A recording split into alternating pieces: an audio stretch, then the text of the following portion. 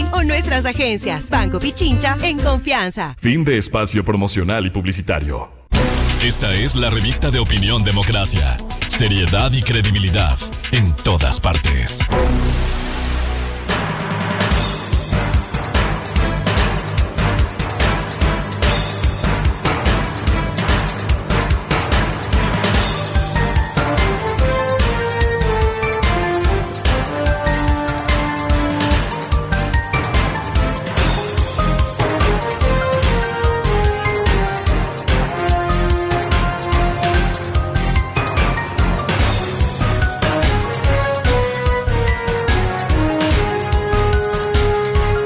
Ocho 18 minutos en el territorio continental ecuatoriano, buscando la verdad y abogando por la unidad nacional en pro de la paz y la seguridad en el Ecuador. Queremos dar la bienvenida en estudios de la revista de Opinión Democracia al economista Fernando Mosquera, analista económico, experto en seguridad social, integrante de la Mesa de Estudios de la Seguridad Social. Está invitado también el economista Jaime Carrera, del Observatorio de la Política Fiscal. El tema que ponemos en análisis de nuevo, la situación del seguro social, que es tan amplio, con los problemas que tiene fondo de salud, fondo de pensiones. El año pasado hubo un proyecto que quedó en nada, que debió haber sido un insumo por lo menos, que se podía cambiar, sobre el sostenimiento del fondo de pensiones, qué decir del fondo de salud, que también es muy difícil su situación. Y ahora con un ingrediente más, el acuerdo con el Fondo Monetario Internacional, en donde debiera establecerse el plan de pagos al seguro social. No porque disponga el Fondo Monetario, sino porque aquí debiera haber una acción del Estado ecuatoriano, cumplir con el seguro social ecuatoriano, porque como dice la Constitución, son recursos diferentes del fisco. Economista Fernando Mosquera, ¿cómo ve esta situación en estas condiciones con la nueva administración del Seguro Social? Buen día. Buenos días, estimado Miguel, un saludo a la amplia audiencia y lo mismo al colega Jaime Carrera, un experto en el tema fiscal, y muy agradecido por tratar de este tema tan importante. Yo quisiera referirme a la nueva actitud del presidente del Consejo Directivo del IES, que hoy se nota en sus declaraciones públicas que ya está más enterado de los temas del seguro social. Lo cual ya es bastante. Ya es bastante. Y en segundo lugar, él ha asistido personalmente el día lunes pasado a la sesión de la Comisión Legislativa del Derecho a la Seguridad Social y al Trabajo. Es una sesión muy interesante donde se hablaron cosas importantes de lado y lado. ¿Usted siguió esa sesión? Seguí ¿Sí? totalmente la sesión y me dio esa impresión de que ya no es los anteriores presidentes del Consejo Directivo que enviaban delegados y que por lo tanto no tenían la autoridad para tomar decisiones y decir a la sociedad lo que necesita. Usted sabe, Miguel, y los oyentes saben, y las autoridades del Seguro Social, que la situación es bastante compleja. Hay que hacer antecedentes en dos ámbitos. El primer ámbito, el tema de la capitalización del fondo de pensiones. Usted sabe que en el 2015 se tomó esa malhadada decisión del Parlamento, de la Asamblea, del Congreso, de eliminar el 40%. Y de más de 14,000 millones de dólares, eso una vez que salió la sentencia de la Corte, después de la malhadada Corte Constitucional Cervecera, la nueva Corte dijo hay que pagar, es obligación constitucional del Estado pagar esa contribución del 40%. Y se pagó a partir del 2018, pero quedó sin recibir el Seguro Social mitad del 2015, 16, 17 y 18, 3 años y medio, y de los más de 14,000 millones, eso se redujo a un poco más de 9,000 millones de dólares. Pero, ¿qué es lo que sucede posteriormente? Que un fondo de pensiones se financia con los aportes de los activos y también esa contribución obligatoria del Estado. En el caso del 2018, que estaba de presidente el señor Moreno, solamente se pagó de enero a septiembre. Vinieron ya los actos de octubre y dejó de pagar. Y ya se acumuló una deuda que superó en ese tiempo los 2,000 millones de dólares. Posteriormente vino el gobierno del señor Lasso y de la misma manera otros atrasos por la estrechez fiscal. Hay que comprender que el costo de la seguridad social, que es obligatorio, es un peso bastante fuerte que va hasta un 4% del Producto Interno Bruto del país. Pero adicionalmente de esta deuda, hoy lo que el Estado le debe a la seguridad social ya supera los 12.500 millones de dólares de estas diferentes deudas, tanto la histórica, donde está la contribución del 40%, y especialmente la deuda de salud, que hay que estudiarlas y hay que explicarlas de manera separada. El otro antecedente, Miguel, que es importante conocer, ¿qué sucedió en el 2016 cuando la Corte Constitucional le dio la razón a quien demandó de que no estaban representados en las personas que pertenecen al Consejo Directivo, aquellas personas que no están agremiadas a las cámaras de la producción, por ejemplo, o a los gremios de trabajadores? Entonces la Corte decidió que la Asamblea reforme el artículo 28 de la Ley de Seguridad Social para que haya esa representación. Y demoraron años. 8 años en tomar, y fue al final del gobierno del señor Moreno que salió una ley que, como se dice en el término jocoso, la compusieron peor. Fue una situación terrible que ahora, un año después que entró en vigencia, hay una alternabilidad cada 18 meses de que cambiaría el presidente del Consejo Directivo, primeramente los trabajadores, luego los empleadores y luego el Estado. Pero eso no se ha cumplido, o sea, hay las disposiciones pero no se cumplen. Por lo tanto, aparece esta iniciativa ciudadana comandada por Henry Llanes, pero es a nombre de un gran colectivo de jubilados a nivel nacional que quieren que la Asamblea cumpla lo que dijo la Corte Constitucional. Entonces, en ese sentido, creo yo que se aprueba una ley en donde se ve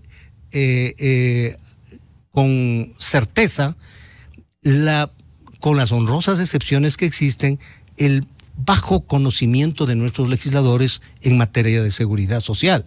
Eso sucedió en el primero, segundo debate de la ley, que fue luego a ser estudiada por el Ejecutivo y luego vetada como no podía vetar totalmente porque era iniciativa ciudadana, la veta en dos partes. Primeramente por inconveniencia y también por inconstitucionalidad.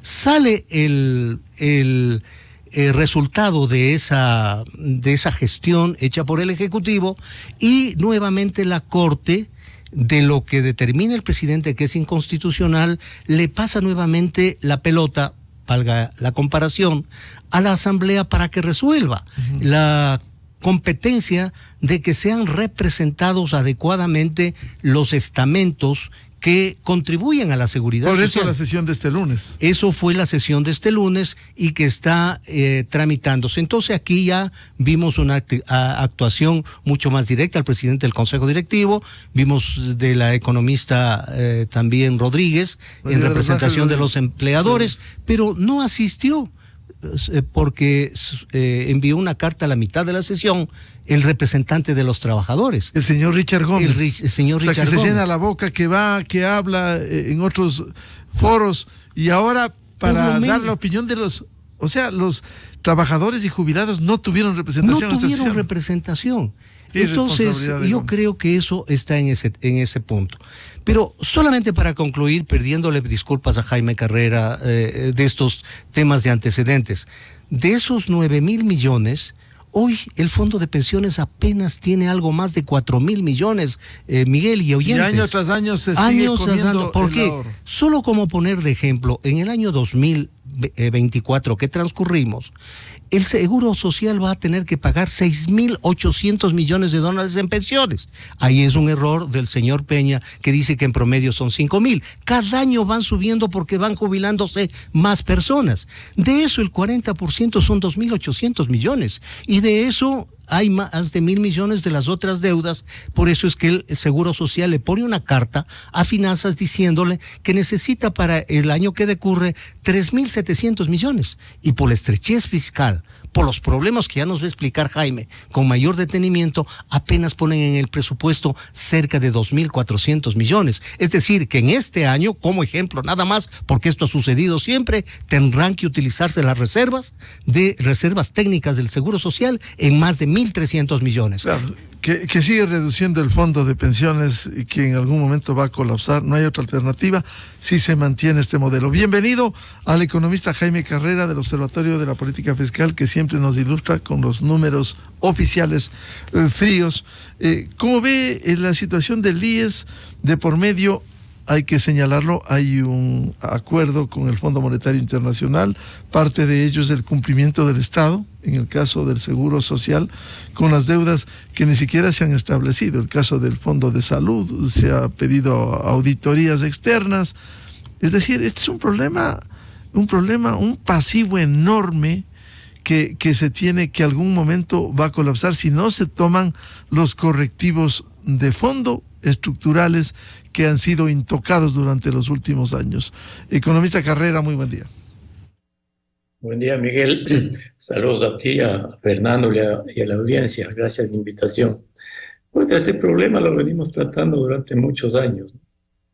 Y repetimos lo mismo todas las entrevistas y todos los números que se dan cada año. Pero veamos en el contexto actual en el que están las deudas con el Seguro Social, ¿no?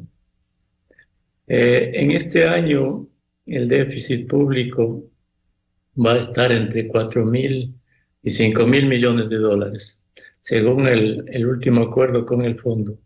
Ellos esperan para el presupuesto un déficit de 4.200 millones de dólares, que me parece optimista porque hay una serie de consideraciones allí difíciles de cumplir. Entonces, en esa perspectiva de déficit que ya es elevado, hay que agregar otras necesidades de financiamiento, pago de amortizaciones como 5.000 millones, cuentas por pagar, proveedores, municipios, el mismo Seguro Social, otros 5.000 millones de dólares, certificados de tesorería, más de 2.000 millones, convenios de liquidez, 4.000 millones de dólares. Bueno, estas cifras las repetimos siempre. Hasta el mes de mayo de este año, el gobierno está acumulando deudas con el Seguro Social por 600 millones de dólares, solo en este año. Lo que tiene reconocido como deuda el Estado y que está en los boletines de deuda al mes de marzo que se publicaron recientemente, son 5.000 millones de dólares de deudas por salud y 1.800 millones de dólares por las deudas del 40% de las pensiones. A eso se agrega que el Seguro Social tiene como bonos del Estado como 10.000 millones de dólares. En ese contexto de números, en el acuerdo con el fondo se establece que hay el compromiso del gobierno de hacer un plan de pagos hasta el mes de noviembre de este año en cuanto al 40% de pensiones y un plan de identificar las deudas con salud y ajustar los pagos hasta los meses de octubre y diciembre de este año. Bueno, eso es lo que está en el papel. Pero el gran problema del Ecuador es que las deudas con el Seguro Social tienen dos vertientes estructurales que no se pueden solucionar fácilmente, ¿no? Una, el déficit público. Si el Ecuador tiene un elevado déficit, y ese déficit no se reduce y es sostenible en el tiempo y es adecuadamente financiado, el gobierno, cualquier gobierno no va a poder pagar el 40% de pensiones, como está ocurriendo hasta este momento, ¿no? Y se siguen acumulando deudas. Entonces, una parte fundamental es tener sostenibilidad fiscal para que el gobierno pueda pagar el 40% de pensión y no se acumulen las deudas. Luego, en el Seguro Social, se necesitan reformas estructurales para que el Seguro Social tenga más ingresos y a través de mayores ingresos pueda atender el pago de pensiones y de salud, y se disminuya la carga de subsidios en el presupuesto del Estado, que ya es inmanejable, sin considerar las deudas de salud que no están registradas en ninguna parte. Entonces, mientras no haya estas dos frentes de solución, vamos a seguir con la misma historia de que se acumulan deudas, así se hagan planes de pagos, miles de planes de pagos, y se haga auditoría de las deudas de salud. Si no se arregla el tema fiscal por una parte y se hagan reformas estructurales en la seguridad social para que tenga más ingresos y sea sostenible la seguridad social, vamos a seguir con el mismo problema que hemos tenido hasta ahora. Y como decía Fernando, en este año va el Seguro Social a tener que desinvertir de sus ahorros de pensiones para poder cubrir el pago de pensiones. Llegará un momento en que no haya dinero para pagar pensiones. Entonces el asunto es complejo, extremadamente complejo, y requiere reformas en los dos ámbitos, pero la sociedad se resiste a eso, ¿no?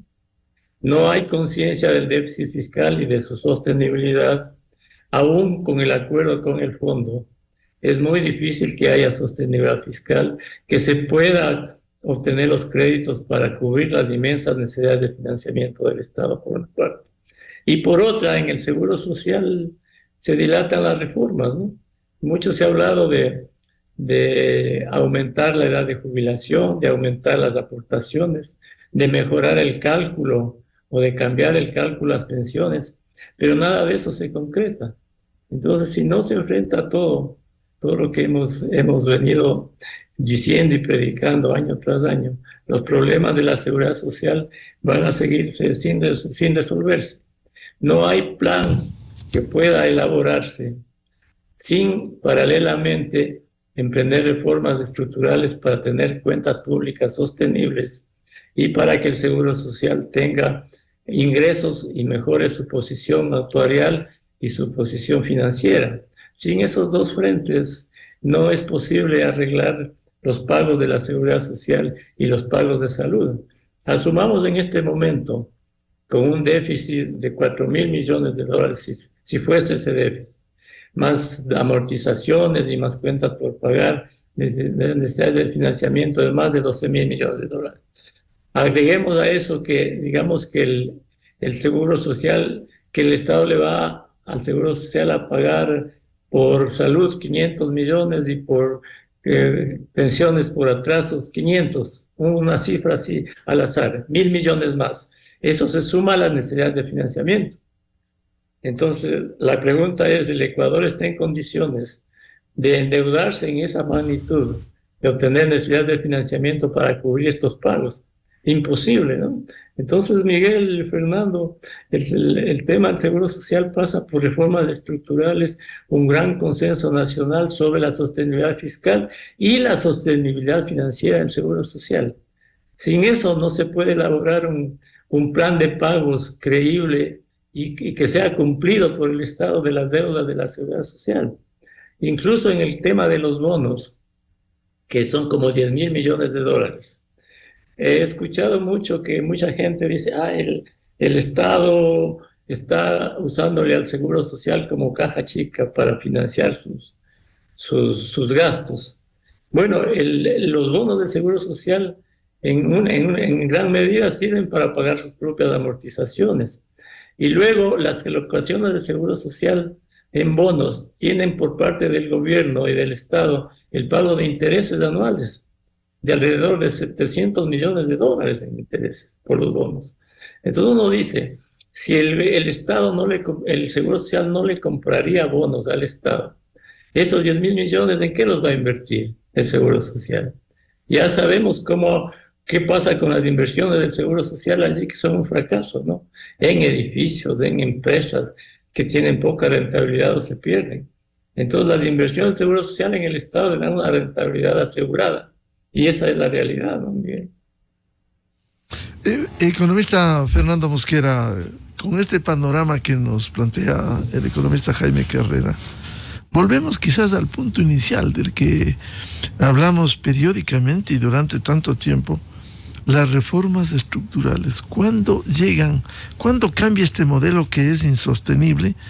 Porque en las actuales condiciones esto puede durar, como usted decía, se están comiendo los ahorros del fondo, en el caso del fondo de pensiones, va reduciéndose ese fondo hasta que en algún momento va a escasear. Entonces, ¿cuándo y cómo debieran empezarse estas reformas estructurales? El balance del BIES, del Banco del Seguro Social, el total del activo supera los 40,000 millones de dólares, obviamente pasivo y patrimonio igual, por eso se llama balance.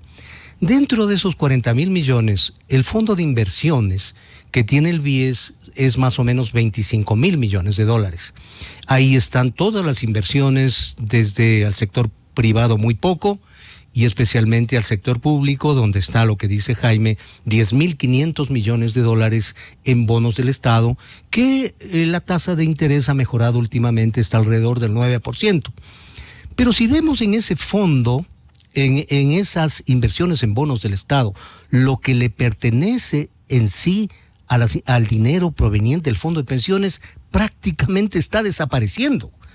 Lo grave sería que después se tomen de los otros fondos para poder pagar pensiones. El asunto es dramático.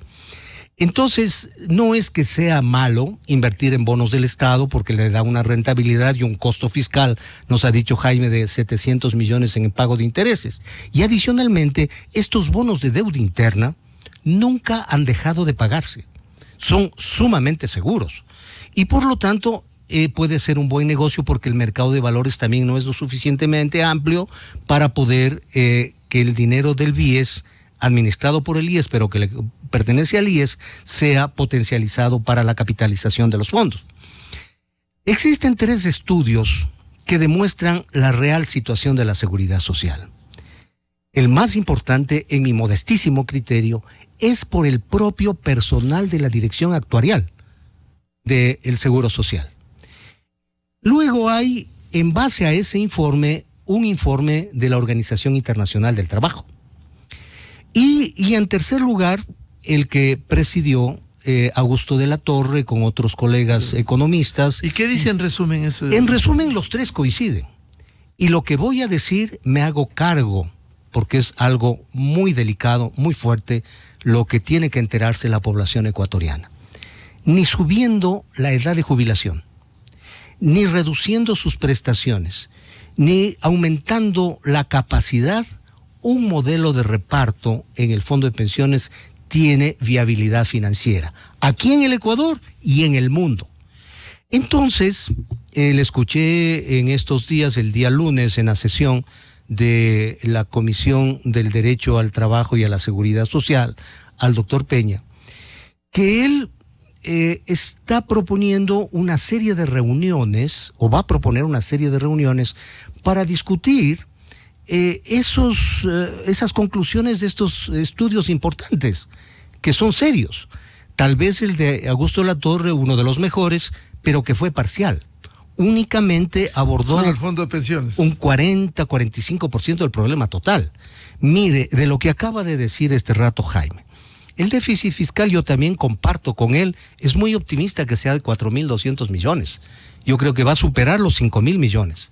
5,000 en amortizaciones, que para eso viene el préstamo del fondo, para pagarse a sí mismo y entregar nuevas deudas, difiriendo los vencimientos del 2025, 26, 27, donde se concentraban la mayor cantidad de deudas. A la seguridad social, 5,000 millones de dólares. Pero esto aquí no solamente es el IES, también es el ISFA y el ISPOL. Entonces, de salud, ¿cuál es el problema? El problema es las famosas auditorías, y en el costo-beneficio sí es necesario que el seguro invierta y que esté de acuerdo con el Ministerio de Finanzas para que se hagan las auditorías y sobre eso se haga un plan de pagos, porque es obligación del Estado el tema de catastróficas. Pero si ni siquiera hay las auditorías y hay los montos, ¿cómo se pagan? No le interesa al ente de las finanzas públicas que esto se conozca, porque tiene que poner en el presupuesto y no tiene dinero. Y adicionalmente, como ha dicho Jaime, más de 2,000 millones de dólares en pensiones, lo que reconoce. Pero a esto hay que sumarle lo que es seguro campesino, lo que son amas de casa, lo que son catastróficas, etcétera. Una serie de obligaciones que por eso es que digo que este rato en la realidad superan los 12.500 millones, estas deudas, diferentes deudas que el Estado tiene con la Seguridad Social, dejando de lado los 10.500 millones de dólares que están en bonos del Estado. Entonces, la situación es extremadamente difícil y cada vez, usted es testigo, Miguel, desde cuando usted trabajaba en televisión y en otro medio de comunicación, colega, y obviamente acá, son varios años que hemos conversado sobre este tema. Y felizmente, infelizmente, no existe el pantalón, los pantalones, la capacidad estadista para poder un elemento tan complicado poner en el candelero de la discusión, como lo dice ahora el señor Peña, que va a proponer a la Asamblea un proyecto de ley que involucre todo, ya no solamente pensiones. Él asume, por ejemplo, que sería pertinente lo que sucede en la mayoría de seguridades sociales del mundo, que no tienen incluido el tema de salud, y que debería eso pasar posiblemente a la seguridad, al Ministerio de Salud Pública. Y eso habría que ver de qué manera se podría hacer esa transición, porque eso le ha ocasionado esa inconsulta decisión de atender a menores de 18 años y mayores de 6 años. De 3 millones de citas pasaron en esos años a 9 millones, y en esta reunión de la Comisión del Trabajo acaba de informarnos el señor presidente que ahora son 16 millones de citas médicas que tiene que atender con la misma infraestructura.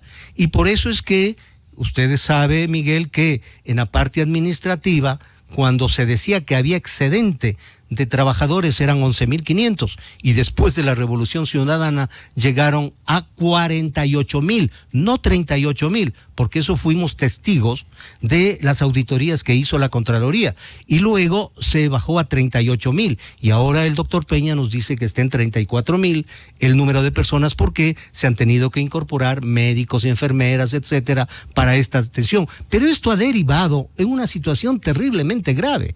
Como no alcanza la capacidad física, médica para atender, las derivaciones se han convertido en un barril sin fondo, porque no el afiliado dice, o el hijo del afiliado. Y después del IES no puede pagar a las clínicas derivadas. Ahora, esto pasa también, economista Mosquera, porque no se toman los correctivos. Recordemos esa distorsión que se hizo en el gobierno de la Revolución Ciudadana, demagógicamente, que se atienda a los hijos de los afiliados sin financiamiento. O ¿por qué no tomar correctivos? Van a ser dolorosos cualquiera que sea. Por ejemplo, o se suspende, esto que sería grave, la atención, o por cada hijo que se pague. El Seguro Social, ¿por qué no vende las propiedades que tiene?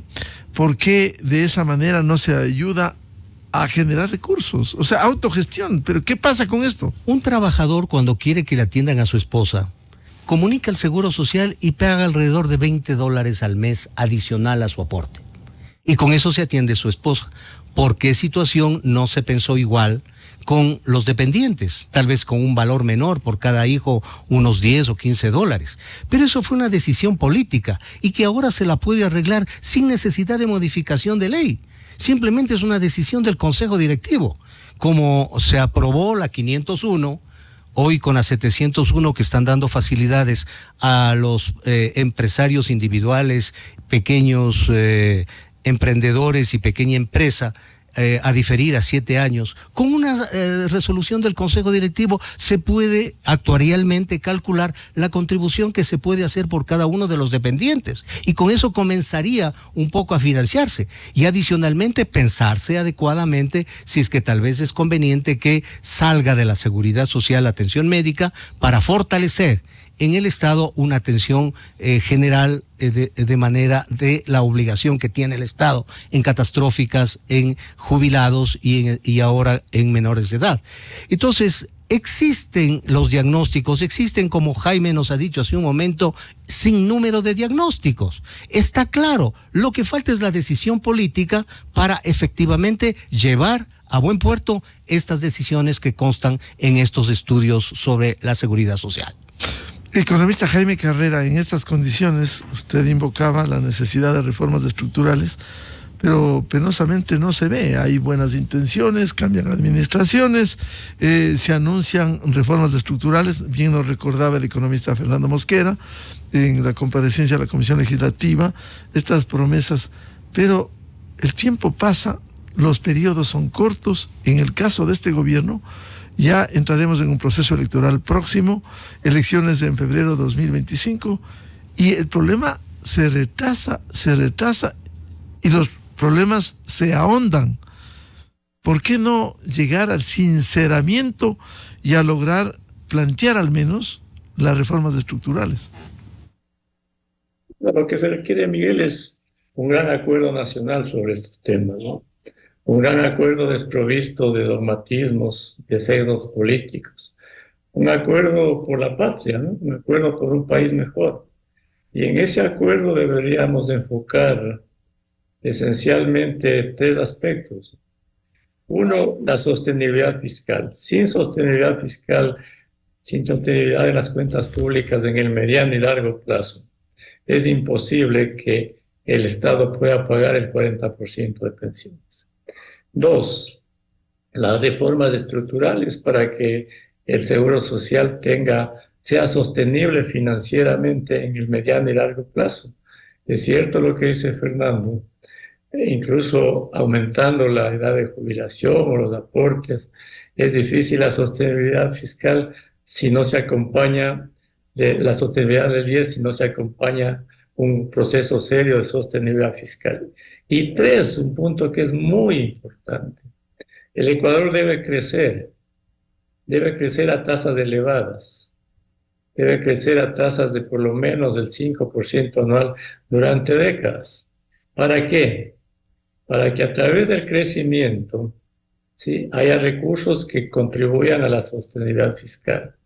Para que a través del crecimiento haya más trabajo, haya gente que trabaje y haya más aportantes para el seguro social.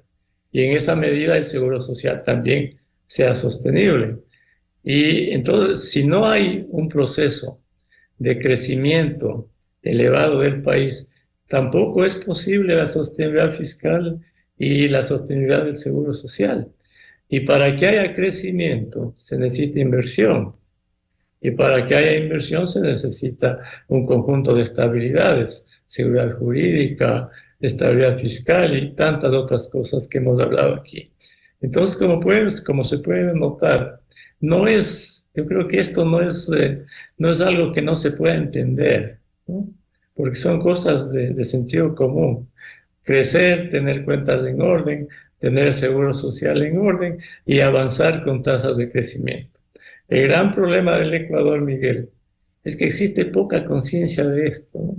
Es decir, de estas realidades. El Ecuador necesita un baño de verdad sobre estos números, ¿no? Que todas las personas entiendan, políticos, trabajadores, empresarios, sectores sociales, porque en las entrevistas uno se escucha y los trabajadores tienen una posición anquilosada de hace cuántos años, décadas, en lo mismo, ¿no? Se oponen a todo. Sectores sociales también se oponen a todo. Los sectores económicos, algunos no quieren hacer los esfuerzos para aportar al Estado, para que haya crecimiento. Los políticos están en otro andarivel, ¿no? Están pensando en sus intereses, están pensando en las reelecciones. Los políticos están pensando no en arreglar las cuentas públicas o el seguro social y el crecimiento, sino más bien en desajustar todo el andamiaje económico y fiscal del seguro social. Y eso lo hemos visto a través del tiempo, Miguel, en los políticos, ¿no? Entonces, un cambio fundamental es el quehacer político del Estado, ¿no? Que estos políticos tomen conciencia de la realidad y de lo que hay que hacer en el país. Caso contrario, el colapso va a ser en cualquier momento. Vean el caso de Uruguay. En el caso de Uruguay son los congresistas que ellos, por sí solos, se reunieron y aprobaron una reforma importante de la seguridad social, ¿no? Y no hablemos de otros países desarrollados. Alemania hace poco estableció un fondo de 200.000 millones de euros para atender el problema de las pensiones, porque el problema de las pensiones es universal, ¿no? No es solo el Ecuador, es de muchos países del mundo, pero muchos países están formando a través de aportes fondos importantes de la Seguridad Social. Hace poco lo hizo también España, ¿no? Pero en el Ecuador, Miguel, en el Ecuador andamos en otra dimensión, en la dimensión de desarticular todos los andamiajes económicos, fiscales de la Seguridad Social y en empeñarnos de ser un país de cuarto mundo, ¿no? En el fondo, Miguel, es un tema de nuestra cultura, de nuestra idiosincrasia, ¿no? Sí. No entendemos los esfuerzos que debemos hacer para desarrollarnos, para arreglar todo esto. Y si no hay un cambio cultural del país para entender estas cosas, bueno, las seguimos contaminando de ideologías, de posiciones dogmáticas y seguimos deteriorando más el seguro social y las cuentas públicas. Y ya llegamos a estos extremos, ¿no? En el que el fondo de las pensiones está cada vez mermándose y el fondo de las pensiones no es que tiene líquidos sus 5.000 millones de dólares. Gran parte de ese fondo está en préstamos quirografarios, en préstamos hipotecarios y en bonos del Estado. Entonces, si bien es cierto que los fondos totales de la Seguridad Social están en más de 20.000 millones de dólares, una parte de eso es el fondo de pensiones que se va agotando, pero que no es todo líquido. Entonces, en algún momento alguien, como decía Fernando, tratará de tomar la plata de otros fondos para arreglar en parte los problemas de la Seguridad Social. Bueno, todo esto tiene un andamiaje, mi querido Miguel y Fernando, de percepción del país, de entenderlo al país en su realidad y de unirnos, de tener una suerte de amor por el Ecuador para arreglar estos problemas, hacernos cargo de nuestros problemas, porque al final la solución del seguro social, del fisco, del crecimiento, del desempleo, es problema de todos, pero más de quienes toman las decisiones. Y estos son los políticos, las élites políticas, económicas, sociales, y los gobiernos, ¿no? Y los gobiernos. Economista Fernando Mosquera, por lo que se ha señalado esta mañana, incluso hay tantas cosas, lo que reclamaba usted y también Jaime Carrera, simplemente en lugar de mejorar, afrontar los problemas que se agravan día a día, lo que se ha hecho es ir desbaratando. Recordemos, me hacen acordar, lo que se aprobó en el Código Orgánico Integral Penal que está vigente desde el 2014. Ahí se incluyó una disposición que en la Ley del Seguro Social de noviembre del 2001 se establecía como un delito penal quien tomaba de un fondo para poner en otro fondo. Es decir, aquí ha habido una perversidad para allanar el camino para ir desbaratando al Seguro Social.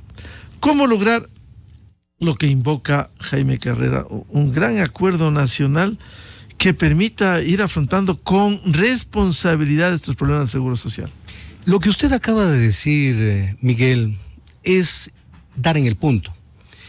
Cuando se hizo esa reforma al Código Integral Penal, como dicen que ningún crimen es perfecto, se olvidaron de reformar el artículo 122 de la Ley de Seguridad Social. En donde no excluían esta obligación.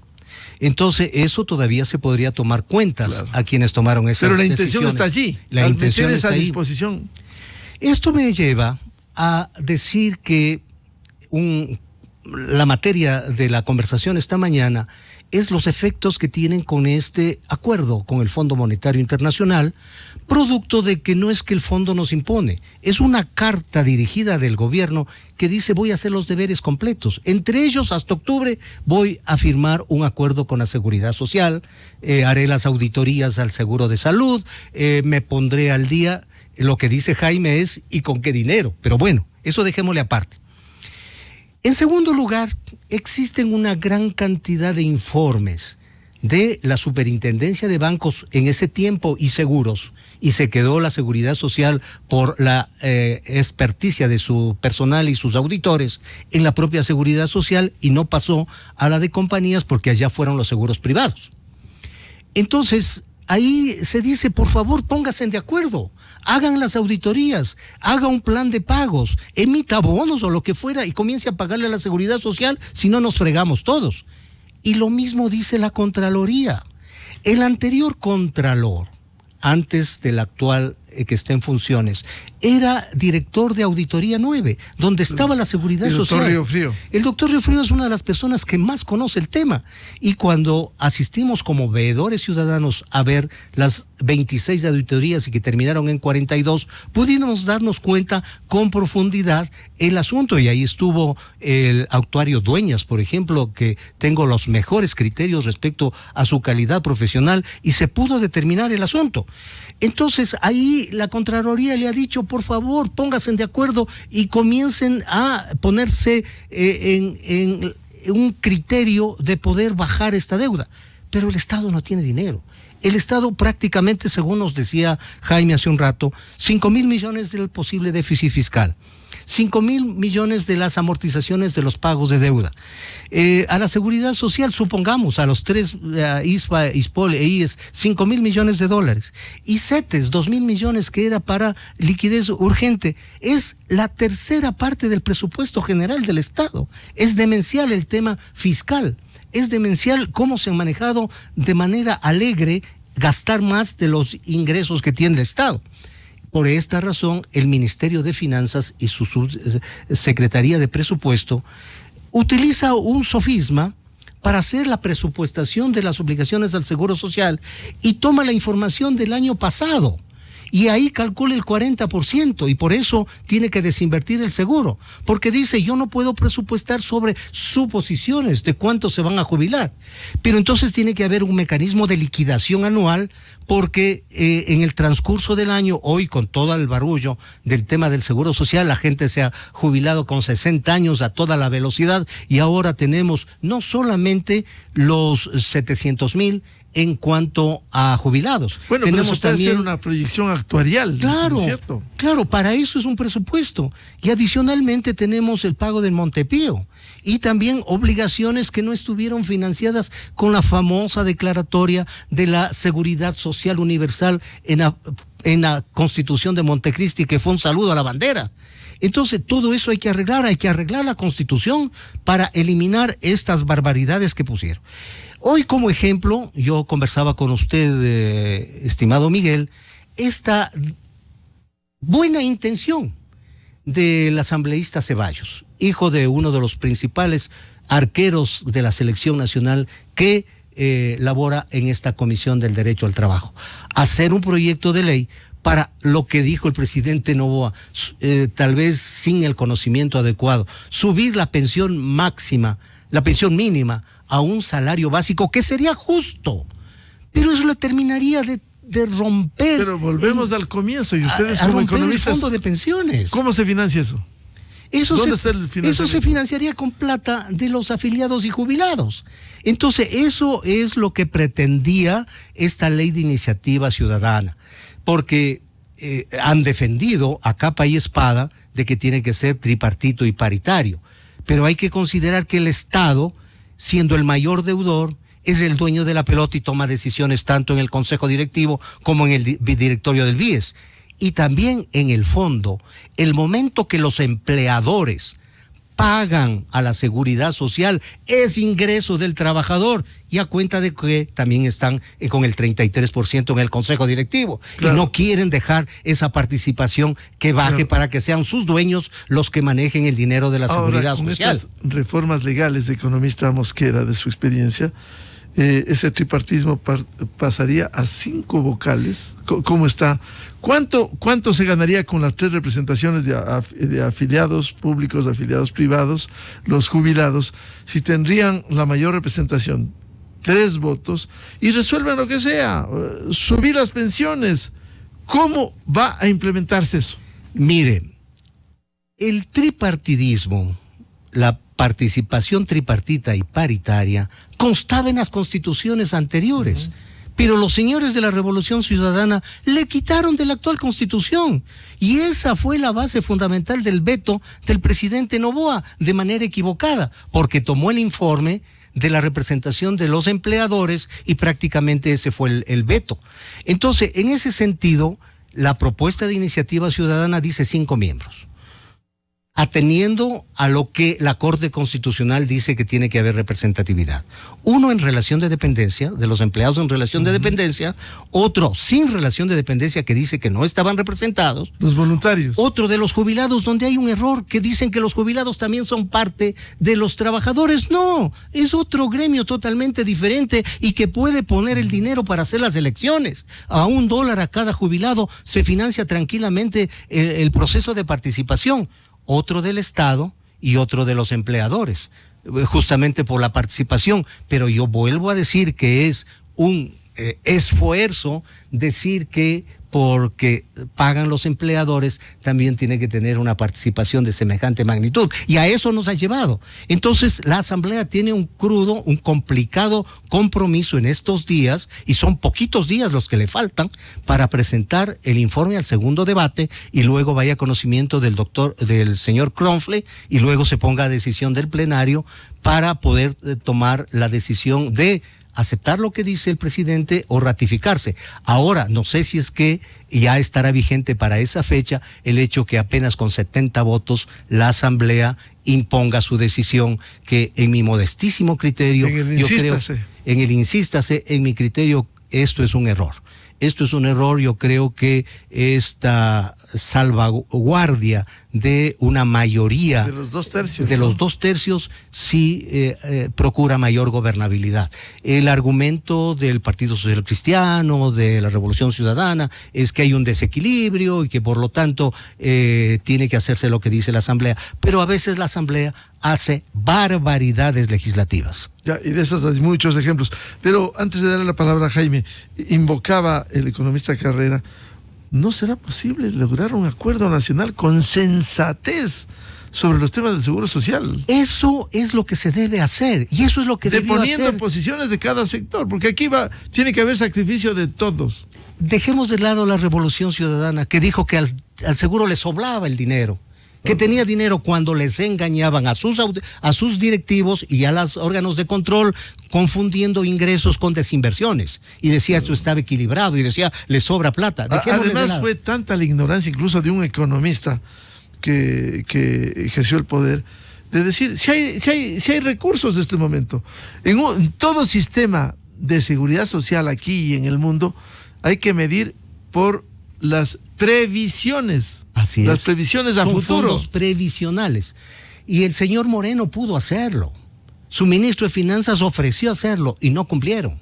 Luego el gobierno del señor Lasso, no asistía el presidente del Consejo Directivo a estas discusiones en la mesa en la Asamblea Nacional, mandaba delegados sin ningún tipo de decisión. El señor Ortega tampoco entendió. Y él no asistía, y además dice que efectivamente no le dieron la importancia, sino cuando ya el agua les llegó hacia la garganta, que dijeron, esto hay que tomar en cuenta lo que está haciendo la Asamblea.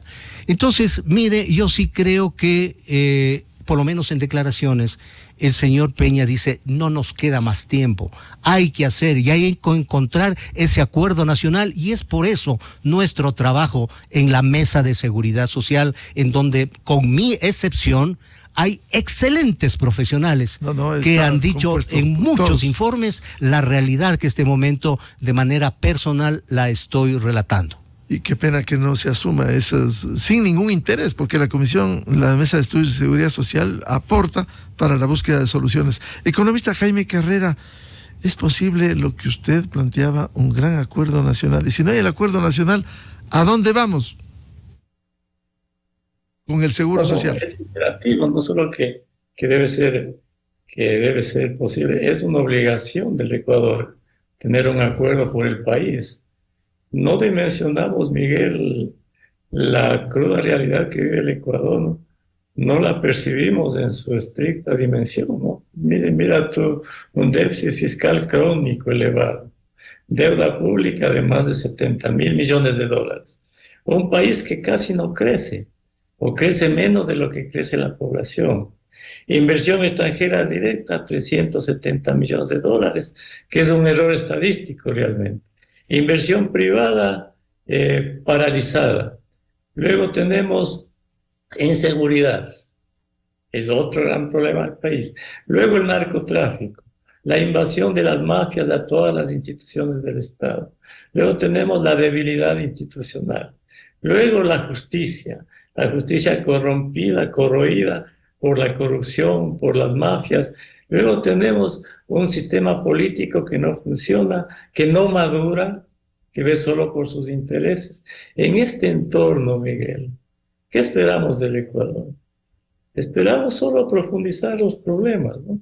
Entonces es imperativo, es una obligación del país llegar a un acuerdo bajo el entendimiento objetivo de esta realidad, ¿no? El Ecuador, Miguel, vive una de las crisis más profundas de su historia, ¿no? Es una crisis comparable o peor todavía quizá de lo que pasó en la pandemia o en el 99 que abandonamos el Sucre o en los inicios de los 80, y estamos además en un sistema dolarizado, Miguel. En dolarización estamos condenados a progresar con más dólares, y los dólares solo vienen de la inversión extranjera, de las exportaciones, de los flujos de capitales. En ese contexto tenemos que llegar a un gran acuerdo para arreglar, entre otros, los problemas de la seguridad social y del fisco, entre otros, porque además necesitamos crecer, porque además necesitamos exportar al mundo, ser más competitivos que el mundo, porque además necesitamos reformar el mercado laboral, porque además el Ecuador requiere ser más competitivo en sus trabajadores y en general como país, en una época de cambios, de grandes cambios tecnológicos, de la inteligencia artificial, de la robótica. ¿Qué es el Ecuador, Miguel? En tecnología, en competitividad. Bueno, es pobre, es absolutamente pobre, ¿no? Entonces hay grandes cambios. Miren ustedes, un país como Dinamarca. Dinamarca queda un país de 5 millones de habitantes, me parece, ¿sí?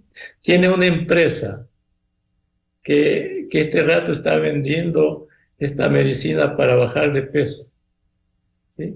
¿Saben cuánto esa empresa está valorada en el mundo? En 200.000 millones de dólares. ¿Ah? ¿Qué inventamos en el Ecuador, Miguel? ¿Qué producimos? ¿Qué hacemos como país? Entonces divagamos en estas discusiones pobres, ¿no? De tercer mundo. Nos damos la vuelta en lo mismo y lo mismo, año tras año. Repetimos lo mismo que hemos hecho durante los últimos 40 años y queremos resultados diferentes. Entonces el Ecuador tiene que madurar, Miguel. La sociedad ecuatoriana tiene que madurar como país y entender que tiene que enfrentar estos problemas que le van a costar grandes sacrificios y grandes esfuerzos. Y si no lo hace, pues algún momento tendrá que cambiar con costos más elevados, ¿no? Claro, y conforme pasa el tiempo es más grave el tomar los correctivos. Muchas gracias por el aporte y les comprometo a seguir hablando del tema del seguro social, que es tan importante y que no ha sido resuelto, ni siquiera las bases para una reforma estructural. Muy amable al economista Jaime Carrera y al economista Fernando Mosquera. Muchas gracias, Miguel. Lo mismo, un saludo a Jaime. Muchas gracias. Con esto cerramos la jornada de entrevistas y debates, la opinión diversa y libre en la revista de Opinión Democracia. Lo recomendamos, ya viene en Exa FM, el show de la papaya. Y a los miles de seguidores de la revista de Opinión Democracia, les deseamos un feliz miércoles a todos. Muy buen día. La revista de Opinión Democracia, buscando la verdad en todas partes. Bonjour y Quesos Kiosco presentan